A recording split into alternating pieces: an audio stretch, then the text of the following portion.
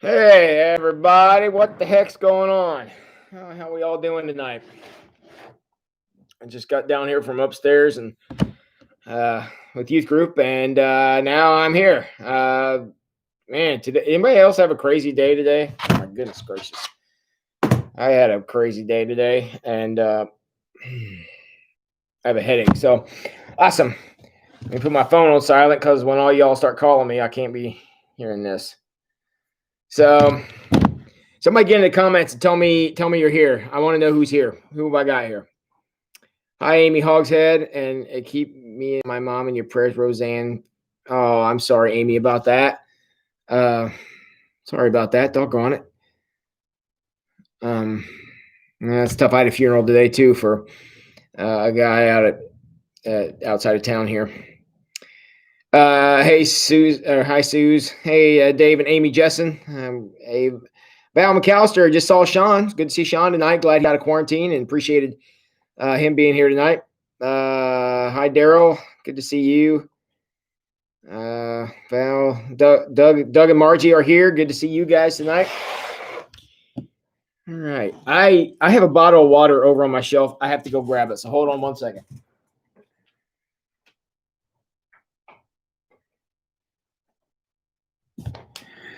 All right.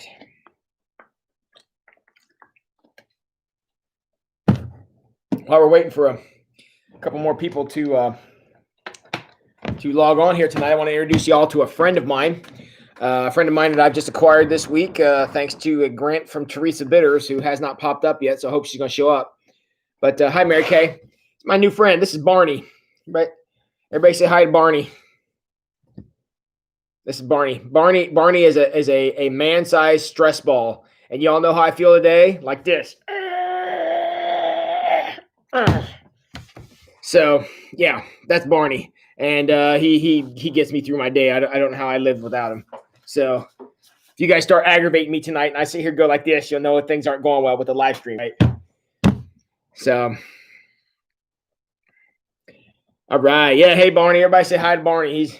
He's still here. He hangs around. I love you guys. Love those glasses. Aren't those cool? So, okay. Somebody tell me some good news. And I got to turn the heat off in this office. It's hot in here.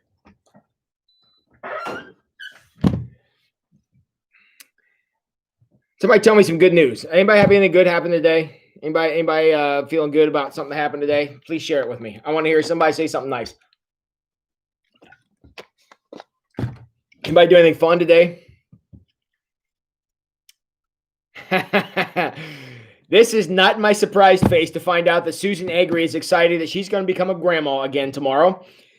She is going to have the Roman Empire invade her life. And so she's going to have the William and the Roman, two grandsons that are going to come over to her house and destroy things faster than Pastor Tim does. And that's pretty fast. So, yeah, so it's going to be all Roman all the time tomorrow. And I know that Suze is excited. I also know that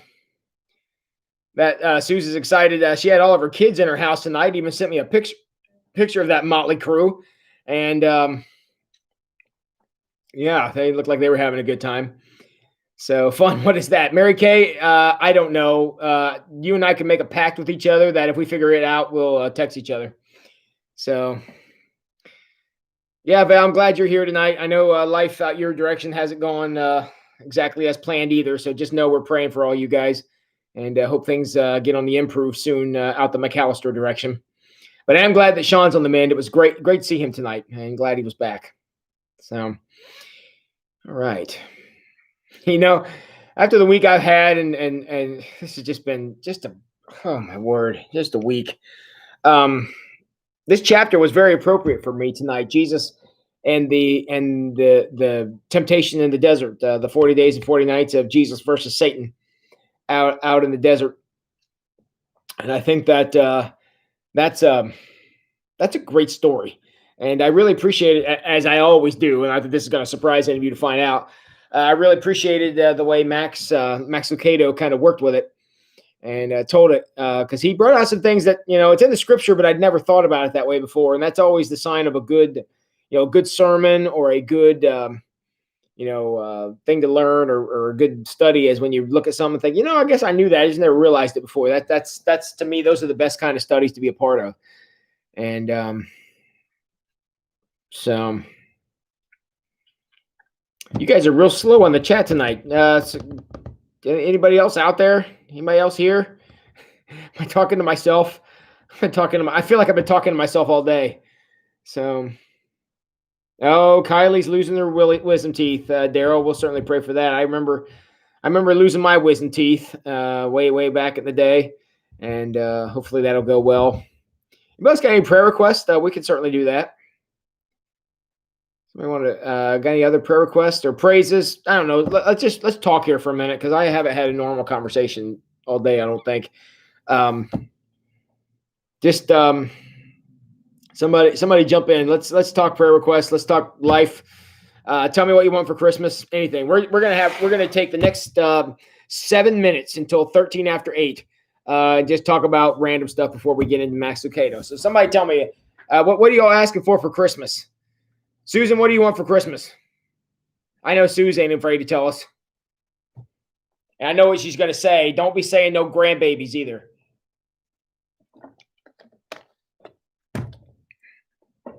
Val McAllister, what do you want for Christmas? And Dave and Amy Jessen, what do you guys want for Christmas? Who else we got here? Whitlings. I know Margie Whitling. She wants something expensive for Christmas. She better go ahead and disclose what that is. Amy Hogshead, why don't you tell me what you want for Christmas? I know everybody's got this big wish list. But that's what I want. I see you, Susan. I know what that is. It's illegal for us to wrap babies under Christmas trees, Susan. So we're exempting grandchildren. So peace and good health, Mary Kay. We all want those, but you can't wrap those under Christmas tree. I'm talking, quiet time with family. I want to get rid of COVID-19. Guys, none of those are materialistic and selfish. Those are the gifts I'm looking for because those I can talk about. And Matt Dyer, I certainly understand where you're coming from on wanting more peace and quiet time with your family because that's something we're all sorely missing.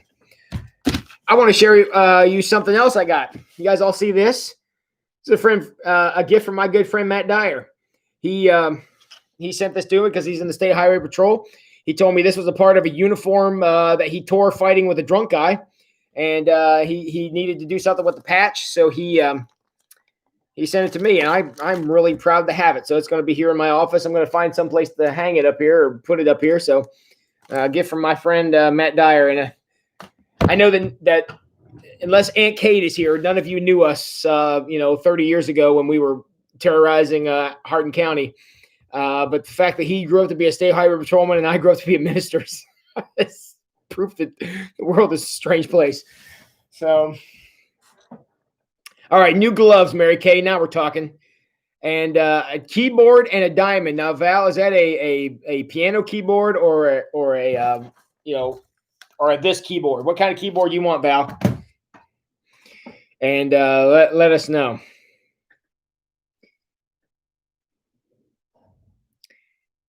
A gift certificate for a massage, Amy. Nicely done. Nicely done. I think that's a great gift. Massage gift certificates. Okay, so Valerie wants a piano keyboard. That's cool. Yeah, piano keyboard. Yeah, everybody was inspired by Leah Downs, I think. Nobody plays like she does.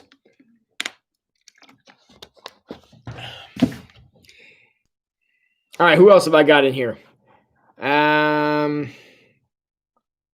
Who else can I call out? Margie Whitling hasn't told me what she wanted for Christmas yet, and I can't go on till I know. So Margie, you're going to have to disclose this. And you can't be writing world peace or a cure for disease or anything like that. I need something selfish and materialistic that you want for Christmas. So, Margie Whitling, you have to give it up. Margie. So, all right, we're only going to do this for 3 more minutes. So you guys better hurry up and get your stuff in. So Margie wants a puppy. That sounds fantastic. So, a puppy. Is that from leftover when you guys were grand dog sitting a while ago? I remember you guys had, I think it was your daughter's dog, if I'm not mistaken, there. Val McAllister would like a day at the spa. That's a good choice. All right. Yep, I figured, Doug. That was grand doggy leftover. I was betting that's what it was. So I should ask for razors. I should ask for razors too. See, when I don't get to see Susan for a couple of days, I only shave for her, so I've had no reason to shave all week, and now it looks like this, and it comes in so gray anymore. I don't know why that is. Mary Kay is so right. Everybody should have a puppy. Puppies are so adorable.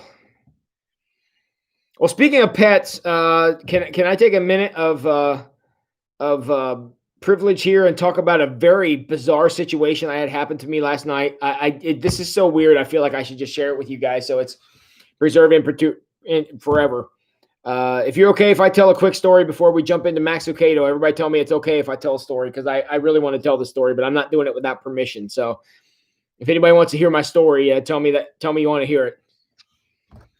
And get those Christmas gifts in here. I want to hear what everybody else wants.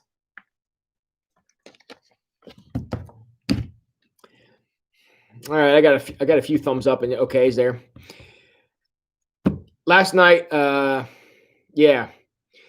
night I got home. It was pretty late last night. I had a funeral, and then I was doing some stuff here at the church last night, and I was busy and stuff, and I was here and I was doing some things, and then I went home, and it was dark when I got home, and I pulled the bead on the garage and I closed the door. I walked out. It's pitch black, and I mean, I don't know if any of y'all noticed, it was dark last night, and I was about halfway between my garage and my back door, and I saw something dark come down, because I have just a little like stairs that go up and open to a door into my back door. Something came down the steps, and it was black, but it was so big I could even see it in the dark. I thought it was a coon. It was as big as a coon. But I thought that's weird. Back in Hardin County where I'm from, we see raccoons all the time. I'd not seen that many here, so I thought that's weird. So I turned the flashlight on my cell phone to see what it was, and it was a cat. And I'm not joking you. It was the biggest cat I'd ever seen. In fact, it was enormous. And it started to run away from me, but when I turned my light on, it turned around and looked at me, and then it came right over to me and started like rubbing my legs, how cats will do, and rolling around and purring. He was purring so loud, and he was so big that I could actually feel that cat purring against my leg through my jeans. That's how big this cat was, and he was rolling around. And so I reached down to pet him, and his coat was real soft. I mean, he was obviously an inside cat that gotten out, I think, but he was well fed, but he wasn't fat, but he was huge. I mean, he was burly and he was muscular. He was just a big cat. And I was petting him, so I knelt down because I wanted to see if he had a collar, because it was obvious he'd been well fed, well taken care of. He was very healthy. And see if he had a collar on. He didn't. So I was petting him, and he was rolling around, and he was playing around. And I bet I stood out in my backyard and pet him for 5 minutes, and just kind of scratching him over. He was real nice, and he would how cats will like nuzzle you with their head. Well, he would do it and about knock me out. I mean, he was just really big. And all at once, for no reason, he turned on me. He wrapped my entire arm up and bit my hand. You guys see that? He bit my hand there. He bit me there. He put his fang clear into my hand. And I pulled back, and then he just kind of didn't try to run from me. He turned and he just looked at me, and I went, "Why did you do that for?" I mean, blood was starting to run down my hand. It was all over my sweatshirt, and he just wandered off. I had to go inside. I used like half a bottle of peroxide on my hand to keep this from getting infected. Look at that thing. It was bleeding all over the place. And I thought that was the weirdest thing. I don't know what happened. I was kind of weirded out by it because that cat was so big. I'm surprised it hurt me worse than he did. But when he had his claws dug into my sweatshirt and he was biting into my hand, and I picked him up. He was like clung onto my arm. I had to shake him off. And then he just kind of walked away. Like, there you go, buddy. Thanks. and it was I don't know. It was the weirdest thing. I wasn't expecting the cat to turn on me like that because I thought we were friends. But this cut, I had a Band-Aid on it all night. I had a Band-Aid on it. When I took the Band-Aid off, it was still bleeding this morning. I had a Band-Aid on it all day and took it off. It was still bleeding. And that was the goofiest thing. Yeah. And I just had a tetanus shot like a month ago when I cut off the end of my finger with the hedge trimmers. Hasn't been a good year for me. So I just had a tetanus shot. So there's no worry about that. I just had one. So, but it was the weirdest thing. It's like, that's the perfect end to the perfect day yesterday and the start of the perfect day today. So that was my night last night. That was my exciting Pastor Tim story. And this thing here kind of hurts. Look at that thing, man. So, anyways, yeah. So for what it's worth, that's my story, and I'm sticking to it. And be careful about giant black cats that whatever. So, hey, Teresa, I was just introducing everybody to Barney and telling them that you were nice enough to provide him for me. And when I get stressed out, this happens. So glad you were here to get to see that. So anyways, that was my weird night, getting attacked by cats in my backyard and bleeding profusely and stained my good St. Mary's hoodie all up. I hope I can get that blood out of it. So I could write a book about my life and no one would believe half the stuff that happens to me. So anyways, awesome. So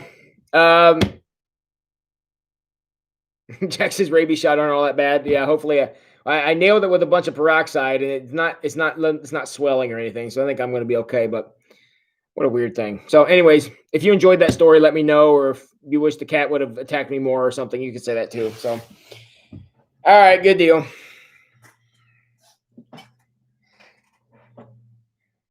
After the cat, did you beat? I would have beat Barney up, except for Barney was at the office. It was at my house.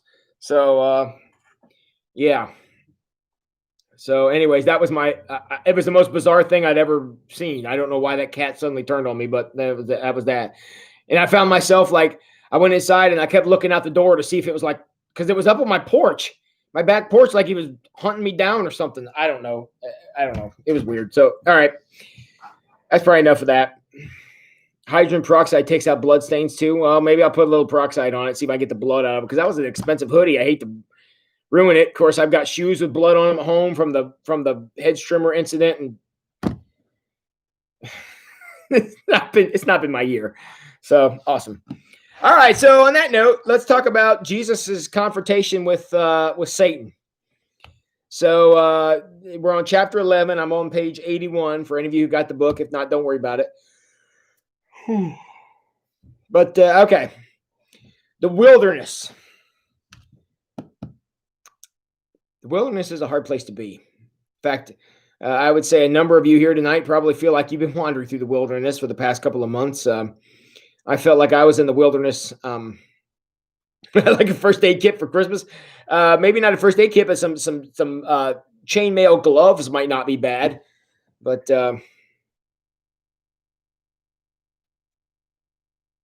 cat scratch fever is a real thing. Shouldn't be serious, but Google it just in case.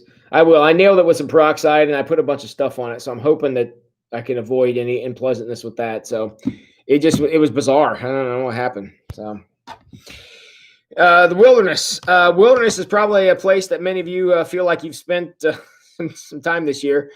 Many of you, Thanksgiving was kind of bizarre, and Christmas is going to be kind of bizarre because of virus concerns and whatever. And I kept having to tell myself as I was reading through this chapter that, he wrote this a long time before anybody had any idea what the coronavirus situation was going to be. And that's, it's kind of a strange thing. So any of you who are here tonight, in fact, I'm looking down these names and I happen to know, I know all of you.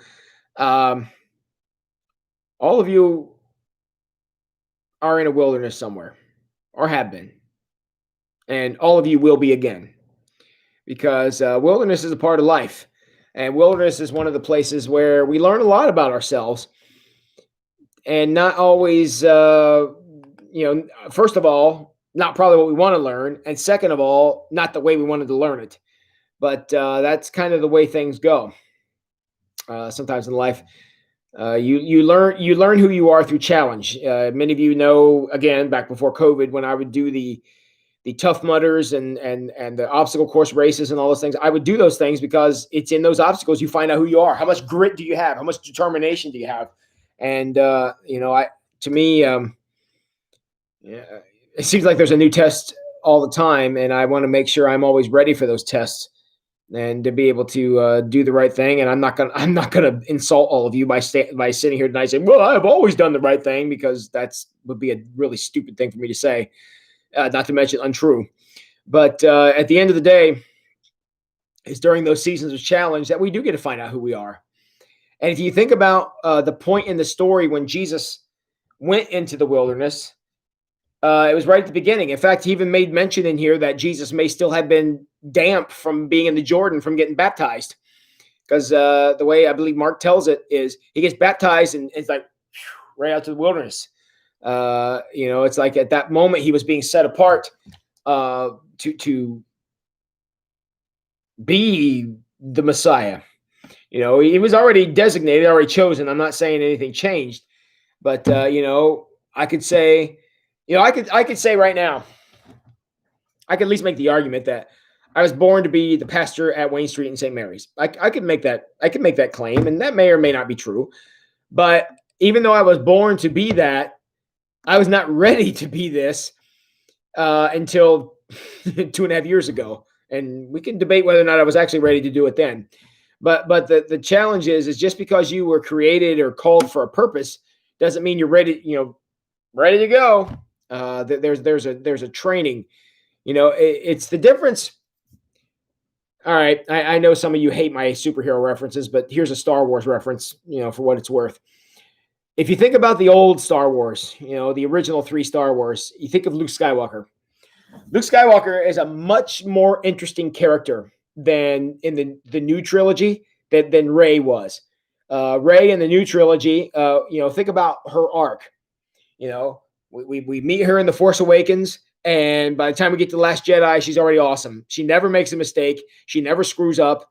She never has anything happen that's bad. She just breezes through everything. There's a little challenge here and there, but nothing great. Think about what Luke Skywalker went through to go from, the young kid on Tatooine to the Jedi Knight that he was. He failed. First of all, Yoda doesn't want to train him. Then he's there, gets trained a little bit. He goes into the cave. He meets Darth Vader. When Yoda told him don't attack, he goes in there and tries to kill Darth Vader. He wasn't supposed to do that. He leaves Dagobah, where he meets Yoda. He leaves that planet to go save Han and Leia, even though Yoda's saying you really shouldn't do that.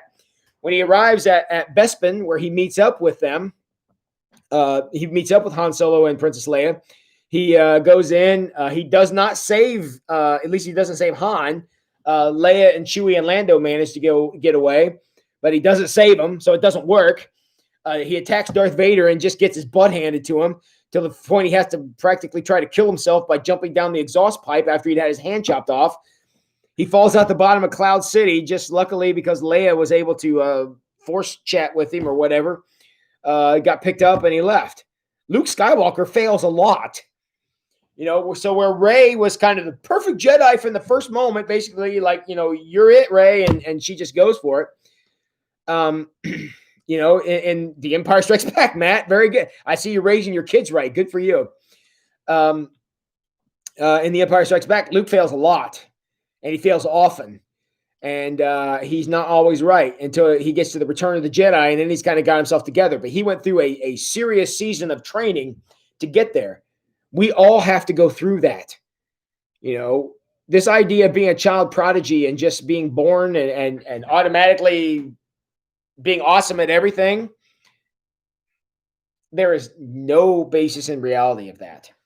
And Jesus was an example of that. He had to go through testing. He went through 40 pretty terrible days. I think Max even makes that clear. He says, It doesn't say he spent 40 days out there and he was tested for one, according to the way Max tells it and the way the Gospels present it. He was out there 40 days being tested for 40 days. So it wasn't like, one day it was turn the rocks to bread and jump from the temple and kingdoms of the earth could all be yours. And bam, you're done. That went on for 40 days, a month and 10 days, Max says. And I thought that was very well said. When I had my bowel obstruction a couple of months ago, that was terrible for about a week. It was really terrible, but it was only a week. And, and I tell you, you learn a lot about yourself when you have what you consider to be a near-death experience.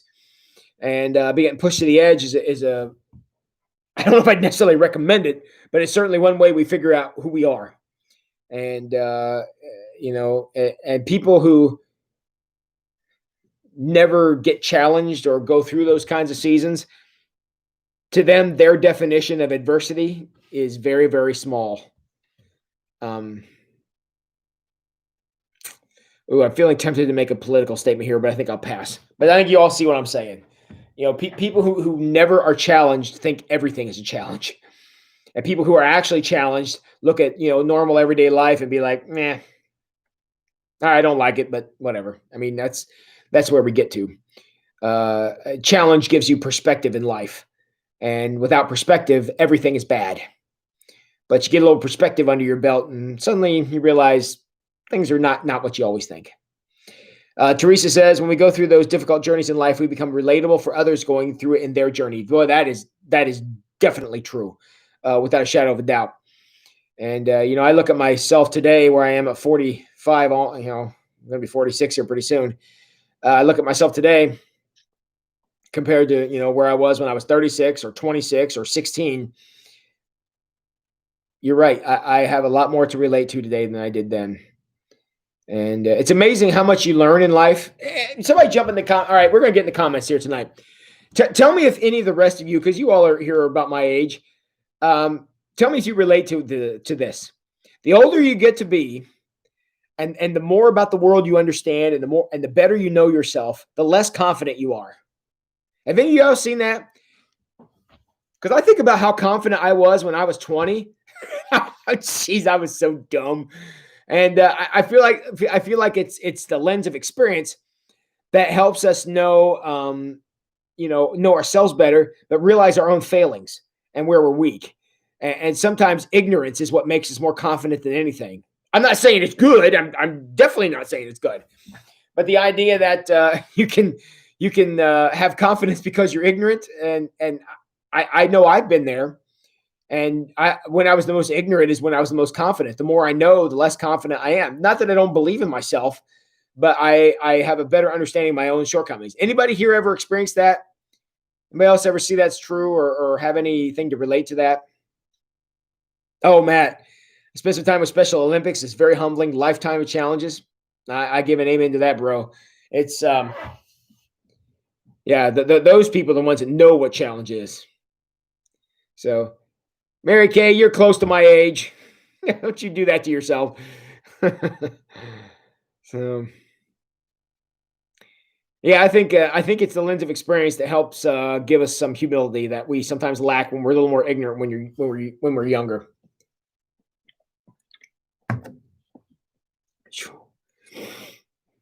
All right.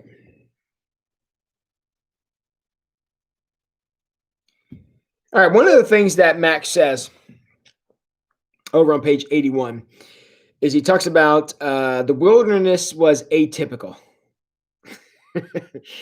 That doesn't make you that much older than me, Mary Kay. You could have had me when you were 14, right?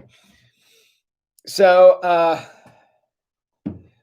the wilderness is atypical, and that's one thing I've noticed. Present company excluded, of course, but change is something that a lot of us are not really in favor of, and I've worked in churches long enough to know that change is not something we always embrace with hearty enthusiasm. And so one of the things about being in the wilderness is it's not normal. The wilderness is not normal, and Max talks about that. And the wilderness, it's strange. It's unpredictable. It's not comfortable. It's, I mean, it could be fun because there could be some adventure involved, but it's not. It's not something that most people are excited about. Um, Even if the opportunity looks good, the unknown is always intimidating, and it is.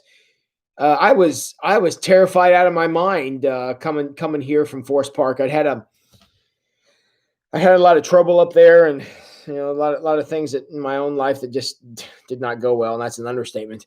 But and I didn't know, maybe I was washed up, maybe I didn't have it anymore to do this, and I was scared to death to come here to Wayne Stream, be a part of that, because there was a lot of unknown, and I didn't know how I would be accepted. I didn't know if anybody would like me. Um, some days I still wonder, but it's because I just didn't know. And through experience and through time, we kind of weathered that storm together and kind of figured each other out together. But at the end of the day, it's the familiarity that we're looking for. That's what we enjoyed, and that's it's a comforting thing. But we can't get there if we'll never step outside of our comfort zone. If you never go into the wilderness, you're not going to find out what's there, and you're not going to find out what you could learn about yourself and how strong you really are, and how what kind of grit and determination you have. It's just a very hard thing to wage or to understand if you don't ever challenge yourself. And I wonder. I'll throw a little theory out there for you. You can jump in the comments and tell me if you agree with this or not. And look, and Matt Dyer is here, and he will be happy to verify what I'm about to tell you. I'm a gamer from way back. I don't play nearly even close to as much as I used to. Man, in high school, Matt and I, we would blow up the Nintendo like nobody's business. There are so many dead alien carcasses in our past that, I mean, why other worlds would come here knowing that Matt and I were here, I have no idea why they would do that. But in that, I think today games are a lot different than what they are today, are a lot different than what they were back then. Games are a lot more evolved. Back then, it was just like, here's the little sprite on the screen, and here's you with this gigantic, overpowered gun, and you're just kind of blowing things away. Games today are different, and I have a PlayStation 3, so I'm like 2 generations behind. And I have a Batman game on there. I have 3 Batman games. That's all I have. It's the only games I have is these 3 Batman games. And it's they're very involved. There's an actual story. Back those old Nintendo games that Matt and I used to play was like aliens came to Earth and we blew them up. The end. I mean, that was the whole story. And now Batman's trying to stop the Riddler, and he's trying to rescue Catwoman, and he has Robin jump in to help him, and he's dealing with the Joker and Scarecrow and all these guys. There's this great story. And I think the reason that a lot of people are into these games today is because they give people a sense of adventure that they don't feel in life anymore. And any of you who know any gamers in your life, and I'm talking the kind of hardcore gamers, what do you think about that? Online gaming and all these different experiences, and you could solve problems by blowing them up. I mean, let's be honest, that is the funnest way to solve problems. It's illegal. I feel like I should say that, but to be able to just blow up everything that's going on. And I feel like those games give people a sense of adventure that they just don't feel in their life. And in some ways, it's sort of a false sense of security. I don't know if that's really what I mean, but that gives them the idea of being a part of an adventure from the comfort of your easy chair. And I don't know that it's going to fill the void. What do you think? You think the modern game? Again, I'm not against modern gaming. I've got a couple of years ago, I splurged and I spent $250, and I bought an arcade console, and it's got the game Final Fight on it. And again, Matt will jump in and say he and I wasted a lot of quarters on that game. And every once in a while, I turn that thing on, and just because it's just fun to just punch somebody. I mean, sometimes that's just fun. Guys just need that, and it's a good time. And I feel like that gives people a sense of adventure they don't feel in their life, and it takes the place of actually living. They live vicariously through the characters in the game. Am I making any sense? Am I just talking nothing? Anybody say, "Oh, well, thank you, Amy. I like you a lot too. Thank you for being here." And Teresa says Wayne Street UMC was an answer to one of my prayers for you. Well, you did good on that one, Teresa. Thank you for that. I don't know if I could possibly be happy here. Gaming is fine for anyone who needs to escape the tough parts of life. Completely agree. Completely agree. I should learn to game. Never have. Mary Kay, PlayStation 5, is coming out now. So here's your chance. But no, that's what I always love about gaming is I love living in Batman's world. To have all the gadgets and the cool stuff and just kind of escape problems that don't get solved very well. Matt says, Contra, Final Fight, two-player games in general, good versus evil, team building, problem solving, stuff blowing up. I'll add to that. Yes, Matt and I certainly had our great epic swaths of destruction. In fact, my Aunt Kate, who she listens here, but she doesn't comment often, pretty sure she had to buy a new trailer because between the two of us, we destroyed the floor in her trailer because we were so mad at this game we were playing. That was probably more me than Matt, but yeah. So, but see what the problem is with that though, and I have said all this to make this point.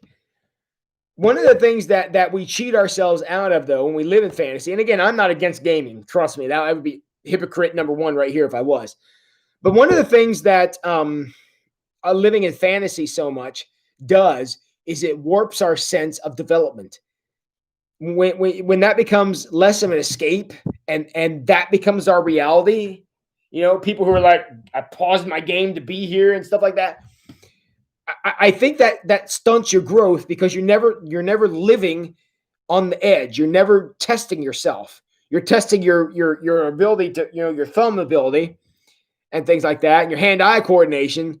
But you're not becoming physically stronger. You're not becoming mentally stronger. You're not becoming emotionally stronger. You're not necessarily growing. You're replacing growth with, a fantasy. And again, for an escape, I think it's great. That's how I use it. I've got Dr. Mario loaded on my phone, and that game sometimes gets under my skin. Susan will attest to that. But and those things are great to kind of get your mind on something else. And I am in no way against that. But my concern comes in though when that becomes the reality, when that becomes the place of actually living in the real world. And I think that's what a lot of people do. And I think Jesus didn't want that experience. Now, obviously, Jesus wasn't an online gamer, and I know that because online gaming didn't exist at that time. But he wanted a real experience of going against Satan as God's son. He had been versus evil and things like that before. He'd seen it all before. But now that he was in human form, he needed to go out and find out what this was going to be like. That's what the wilderness provided for him. It allowed him to figure out how strong he was. And he did it for 40 days. He understood what a lot of people don't understand today. We make the mistake of thinking if I watch a video where somebody's working out, I'll get stronger. That doesn't work that way. You got to pick up the dumbbell yourself. I keep a dumbbell right here under my desk, right? Because I know that you got to use these things to, learning about them, reading about them does not take the place of doing them. And, a lot of ministers run into this problem, and I'll throw my career under the bus. A lot of guys have bookshelves with a lot of books on them that they read and stuff. Ministry, you can learn about ministry that way, but you can't do ministry that way. And I know Mary Kay will be there on that one. Here, I'll even here's my visual aid. Here's the shelves in my office. See all the cool stuff I have on there? Got some Baby Yoda, got a couple Batman, I got a football. That's the shelves in my office. Why? Because I've already read all the books. And now I read all the book. I read books on my Kindle, and I read lots of books on my Kindle. But the idea is these are the tools it takes for me to go out there. Yes, I know that a lot of you complain about how often I talk about Batman and stuff, but those things make it relatable. It allows me to get my foot in the door. You'd be amazed at how many people will walk up to a minister and talk to him when he has a Batman shirt on. And if that ends up being what it takes to do ministry, to connect with somebody, I've had conversations with people who find out I run half marathons and I run 5Ks and do those kind of things. Or they find out that I do these obstacle course races. That opens a door. It makes me a person. And it's that testing that becomes common ground for us to talk. And I think that's where we lose a lot of stuff is we miss the common ground. That's why when Jesus would tell parables, he would use common stuff. He would use mustard seeds, and he would use treasures in the field. I guess we don't find those all that often, but he would talk in terms that people can understand because that made him relatable. And I think somewhere along the way we lose that when we live in this fantasy realm, and we kind of skip reality. And I think that becomes very dangerous. And that's why Jesus, you guys I got myself on a big tangent tonight, but I think that's why Jesus went into the wilderness. One of the things that Max says, and I don't know where he says it now, but I remember reading it, where it says, it wasn't that Satan drug him out to the wilderness. And it wasn't that Jesus said, I'm going to go over to this town and got lost and ended up out in the wilderness. It says the Spirit led him into the wilderness, and that's where Satan found him. Jesus went out there looking for this. He went out there looking for this challenge to take this on because he knew he needed it. And I hope that in our day and age where we worship comfort as much as we do, that we don't shy away from the challenge, that we will run out to meet it. I don't always know what I'm doing. I know that not one person here is surprised to hear me say that. But look, I always figured that doing something was better than doing nothing. Now, you don't want to be stupid about that. But look, if they expected me to know all the time what to say to a family who's just had a child die, or what to say to a family who just lost everything, or what to say to a family who's had a house fire, or what to say to somebody who's mad about something, or to say to somebody who hates God, I don't know. I don't know what to say in those situations. But I know enough not to run from them. And I mean, just today, I was in 4 different meetings today where I didn't know what to do. I woke up this morning looking at my day, having no idea how I was going to get through half the stuff I had to do. And I could have stayed in bed all day. I honestly thought about that. But I thought, no, that wilderness needs Tim to be in it. So I wandered into it. And I don't know that I settled all of those situations I found, but I definitely got to be a part of a conversation, involved in a conversation, a number of conversations that I didn't know what to do. And I tried to help people resolve some things that were going on. And that's hard. And I wished, I'm sitting here right now wishing I would have probably stayed in bed today because today was not fun. But at the end of the day, friends, we as followers of Jesus, we can't run from this. There's stuff we can't run from. And I guess I'm afraid that all too often we want the comfort. We want the adventure, but we want the comfort that adventure never allows. And that's why we live through video games, and we live through Facebook, and we live through all this stuff, and we think there's all this wild and amazing things going on out there, and we're going to live it vicariously. And that doesn't work. And Jesus knew it. That's why he went out there. He knew what Satan was going to do. It's not like he was like, oh my, rocks in the bread. I never thought of that. That didn't happen. But Jesus didn't shy away from the challenge, and he didn't stay where it was comfortable. And he went out there, I don't know, looking for a fight, I guess. And Satan gave him one. And I hope that all of you who are here, I hope you choose to fight. Don't run from the fight. Choose to be in the fight. Choose to be a part of what's going on, because it's easy to run from that stuff. It's easy to just steer clear of it, to not allow it to challenge you or change you in any way. That's easy. That's easy to do. But it's also, you don't grow when it's easy. The same way you don't get strong by watching somebody work out in a YouTube video. You got to do it yourself.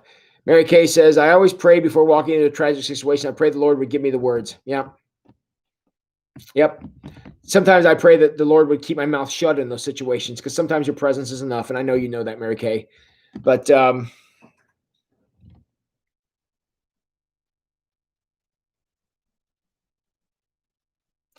if people who are believers in Jesus and people who embrace Christ, who've experienced His grace, who've had an experience of salvation, who know Jesus as Messiah, who know Jesus as Savior, if we're running from bad things, who's left?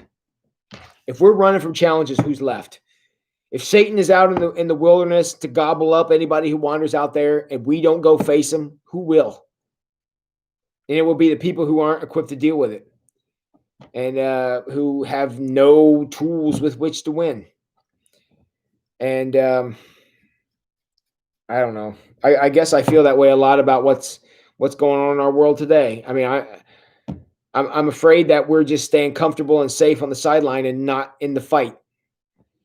And I hope someday, a long time from now, that when there's whoever I have left in my life at that point to be a part of planning my funeral, I hope they can legitimately say I died for something and not of something. And I think too many people don't look at it that way.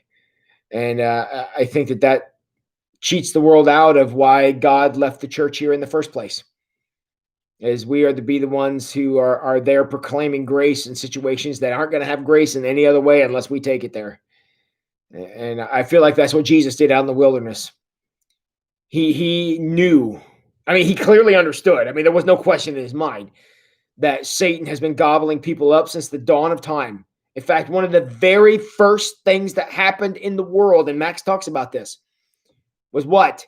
Satan gobbled up Adam and Eve by making them question God, by putting a doubt in their mind, by saying, did God really say not to eat from this delicious tree here? And that's what Satan's going to do. And Jesus said, I can't sit on the sidelines. If that's the game he's playing, I'm going to go out and face him. So what did Satan say? Did God really say not to turn rocks into bread? Did God really say not to jump out of this tower and have angels catch you? Did God really say you couldn't have all these kingdoms? I mean, they're mine to give anyways. Did God really say that? Where Adam said, I don't know if he did. Jesus said, yes, he did. He did. Because he didn't go out there unarmed. Jesus took God's word out there with him. And that's not all that surprising, considering it was his word as well. But he went out there prepared and ready, and he stared temptation in the face. And that's not an easy thing to do. And was able to take on the challenge. Without the temptation of Satan in the desert, without that passage as a part of the gospel, think about what we would be cheated of. Because we have one central question left. And that is, when I'm struggling, when I'm sad, when I'm tempted, when things are going on in life and I feel snowed under, did Jesus ever feel that way?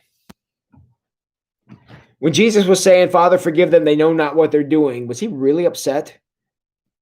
When Jesus said, blessed are the peacemakers, had he ever experienced strife of any kind? When Jesus said, blessed are you when they speak ill of you because they spoke ill of me first, would that really bother him that people said bad things about him? What we learned in the wilderness is, yes, it did. Because if that was not the case, Satan would have known it and would have left him alone. But the only reason that Satan went after him is because he thought he had a chance. I don't know why he thought that, but he clearly did, or else he would have not wasted his time.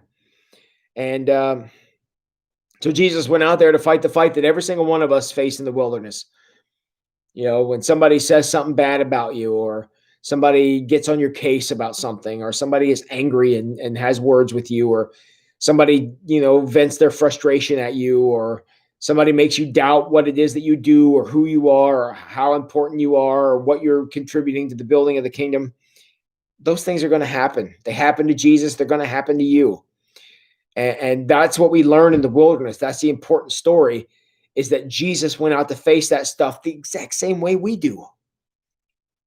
And so when Jesus was able to say things and do things, he was saying them and doing them, having had the same experiences that we did. It's a source of inspiration, I hope. That's what it's supposed to do, is to inspire you to be more than you thought you could be.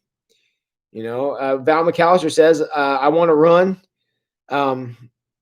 trying to fight, but no words and lots of emotions. Of course.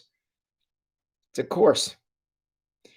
But when Jesus responded to Satan, he wasn't saying, well, I feel like jumping out of this tower is the wrong idea. That's not what he said. He said, I know jumping out of this tower is the wrong idea.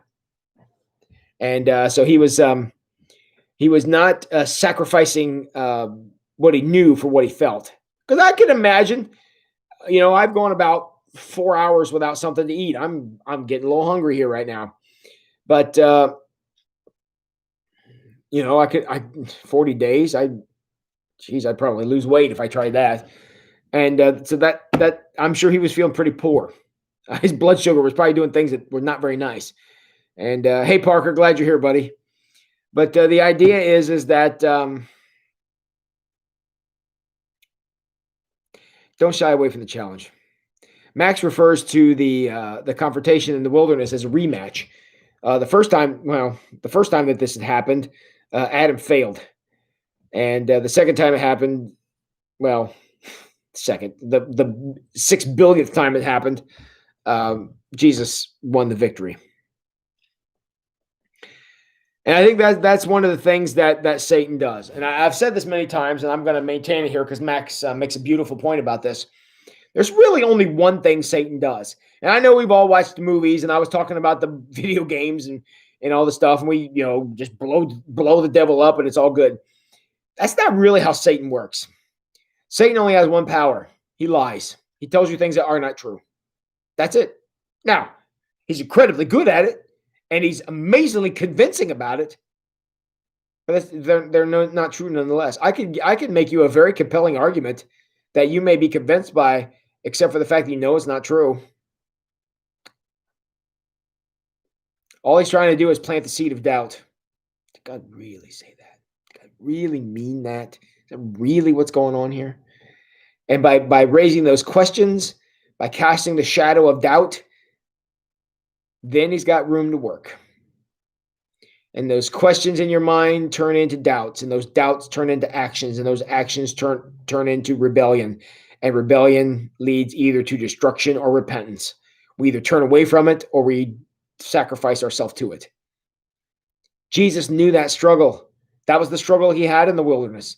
That's what he went out there to face willingly went out there to face, and did it on our behalf. So we're not expected, thanks be to God, we are not expected to overcome things that Jesus didn't overcome first. There's a lot of people out there who give you the do as I say, not as I do thing. We've all seen that. Not with Jesus. When he said, blessed be the peacemakers, he knew what kind of situations we were going to face and how much peace we were not going to feel. Parker had an absolutely spectacular youth lesson tonight about peace and the importance of peace and the need for peace to, be a part of our lives and to embrace peace and where we get it from. And, we don't have that unless we can have peace in the midst of some conflict, in the midst of some strife. And it's a very important thing to have. And Jesus knew that, and he knew that in order to have peace, you're going to have to work at it. So he went out to the wilderness to work at it. So, all right. So Jesus used scripture.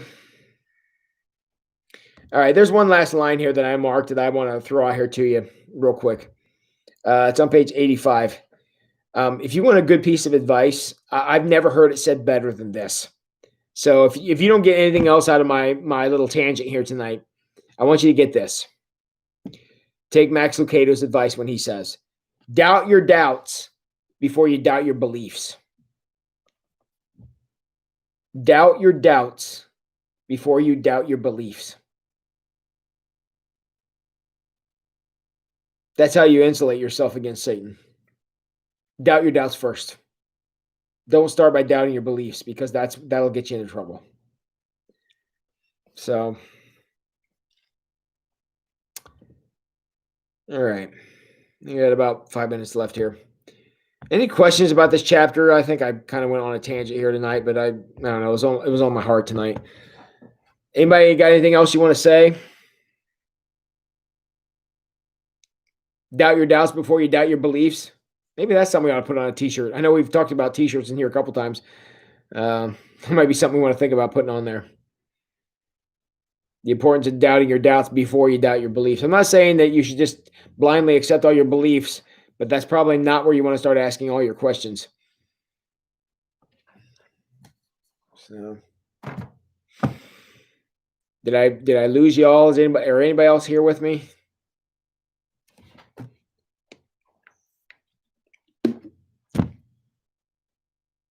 Anybody else here with me? If I lost everybody. Yeah. Well, to any of you who have suffered through to this point, any of you who have suffered through to this point, thank you for being here with me tonight. I appreciate it. I always appreciate you guys making the time to be here to be a part of these conversations. And about it's probably been 2 years ago when I started writing articles for the newspaper. I here in St. Mary's. I subscribed for 6 months to Time Magazine because I wanted to be able to read up on some current events and things. Well, I signed up for 6 months 2 years ago, and I'm still getting Time Magazine at my house, which I've never paid for. But I don't normally agree with very much of what Time Magazine says. They have a slant that I don't normally appreciate.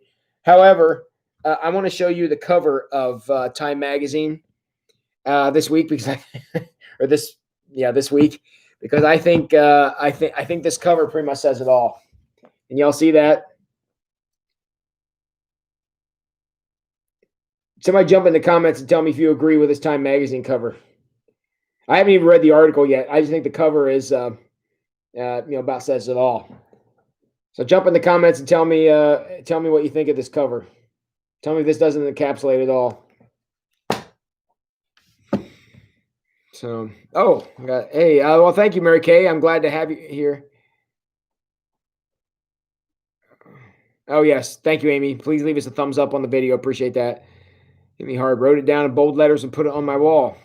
Doubt your doubts first before you doubt your beliefs. Very good, Val.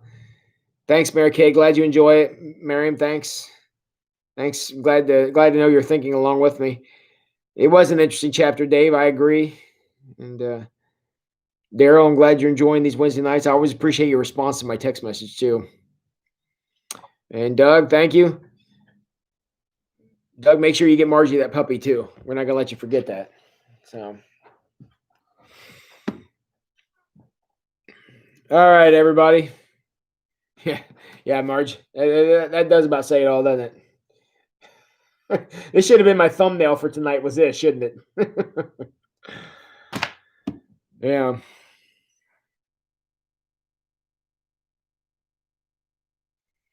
Well, next week, it looks like we're moving on to chapter 12. We're going to be looking at I Am the Vine. So that's what we're going to be reading for next week. Being a part of that conversation.